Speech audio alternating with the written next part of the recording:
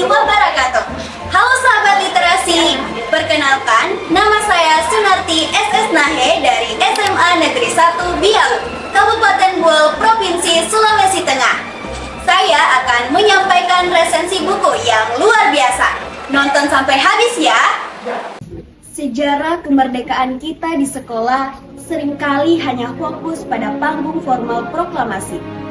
Namun, tahukah teman-teman, di balik layar Fajar 17 Agustus 1945, ada satu raksasa intelektual yang sempat disunyikan oleh memori bangsa. Ya, dialah Tan Malaka. Hari ini saya akan mengulas tuntas buku luar biasa, yaitu Misteri Pembunuhan Tan Malaka dan Catatan-Catatan Revolusioner dari Balik Penjara. Buku setebal 296 halaman ini ditulis oleh Badrudin dan diterbitkan oleh Araska tahun 2019. Muhammad Yamin bahkan menjulukinya sebagai Bapak Republik Indonesia karena dialah konseptor pertama tertulis visi negara ini, jauh sebelum Soekarno dan Hatta menyuarakannya. Buku ini mengupas tuntas riwayat Tan Malaka, mulai dari Minangkabau, masa studinya di Belanda, hingga lahirnya gagasan unik miliknya. Bagian paling seru adalah 2 dekade pelarian bawah tanah internasionalnya. Demi menyelinap masuk ke tanah air, ia rela menyamar di berbagai negara, mulai dari Rusia, Tiongkok, Filipina, hingga Singapura. Bahkan sekembalinya ke Indonesia, ia menyamar jadi mandor Romusa di Tambang Bayah, Banten, sambil merampungkan buku monumentalnya, yaitu Madilog. Di sini kita juga akan melihat debat sengitnya dengan Bung Karno, demi mempertahankan prinsip 100%. Lalu, konspirasi apa yang menyelimuti akhir hayatnya? Nah, misteri besar itulah yang akan dikupas di akhir buku ini. Dari sisi analisis, buku ini sangat unik karena fokusnya disiplin mengupas sosok Tan Malaka, sehingga emosi pembaca benar-benar terikat.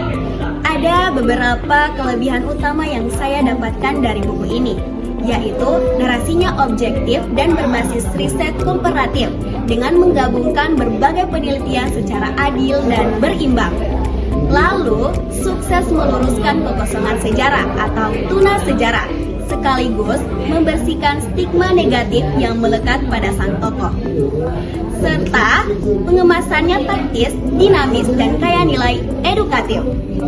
Walau membahas ideologi berat, kisahnya diramu dinamis, layaknya cerita petualangan, sehingga ampuh menumbuhkan rasa nasionalisme generasi muda. Namun, seperti kata pepatah, tiada gading yang tak retak. Buku ini memiliki catatan kritis yang perlu kita perhatikan secara objektif, yaitu dari segi alur dan bahasa. Penulis kurang konsisten menjaga lini masa sehingga alurnya terasa melompat. Penggunaan istilah sejarahnya pun tergolong berat bagi awam, ditambah minimnya elemen visual seperti foto tokoh atau peta pelarian. Lalu dari segi teknis, format rujukan teksnya kurang rapi, yang cukup mengganggu kenyamanan membaca. Serta ketidakkonsistenan istilah, masih jamak ditemukan kesalahan ketik atau typo, dan kesalahan adopsi istilah asing di halaman tertentu saja. Membaca buku ini membawa kita pada ironi menyedihkan. Bagaimana mungkin seorang pejuang besar justru harus mati tragis dieksekusi oleh tentara bangsanya sendiri, tanpa sempat membela diri. Kisah memilukan ini menjadi tamparan keras bagi kita untuk menolak lupa pada sang pahlawan yang disingkirkan dari catatan resmi. Secara keseluruhan, buku Badrudin ini sangat berharga untuk menolak lupa. Semua kendala teknis penyuntingan tadi tidak mengurangi nilai informasi yang ada di dalamnya. Oleh karena itu, saya merekomendasikan buku ini untuk para pencinta sejarah, pelajar, mahasiswa, para pendidik, maupun masyarakat umum yang ingin menyingkap tabir keadilan historis di Indonesia.